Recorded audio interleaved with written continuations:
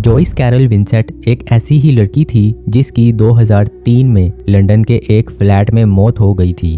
देखते ही देखते 2 साल गुजर गए और इस वाक़ये की कानो कान किसी को खबर न हो सकी।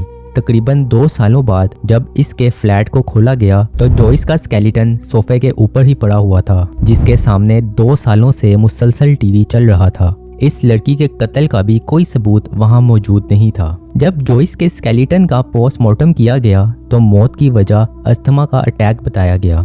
जॉइस की डेड बॉडी 25 जनवरी 2006 में मिली थी। इन्वेस्टिगेशन करने पे पता चला कि वो 2001 में अपनी जॉब छोड़ चुकी थी और डोमेस्टिक वायलेंस की वजह से अपना घर बार छोड़कर एक ट्रस्ट की तरफ से दिए गए फ्लैट में जिंदगी बसर कर रही थी। जॉइस के इस फ्लैट का आधा रेंट ट्रस्ट पे किया करती थी, लेकिन 2 सालों बाद आधा रेंट जो कि 2400 पाउंड्स तक जा पहुंचा था, ना मिलने की वजह से जॉइस के फ्लैट को खोला गया और सोफे पे बैठी हुई इसकी डेड बॉडी देखकर सब हैरान रह गए। फ्रिज में पड़ा हुआ खाना भी 2003 में ही एक्सपायर हो चुका था। अब आप ये सोच रहे होंगे कि फ्लैट के इर्द गिर्द के लोगों को भी इस बात की खबर न हो सकी। असल में पड़ोसियों के मुताबिक उन्हें लगता था कि ये फ्लैट जिसमें जॉइस रहती थी किसी के कब्जे में नहीं है और बिल्कुल खाली है। 2 सालों में जॉइस की बॉडी इतने बुरे तरीके से डिकम्पोज हो चुकी थी कि इसे पहचानना भी बहुत मुश्किल था।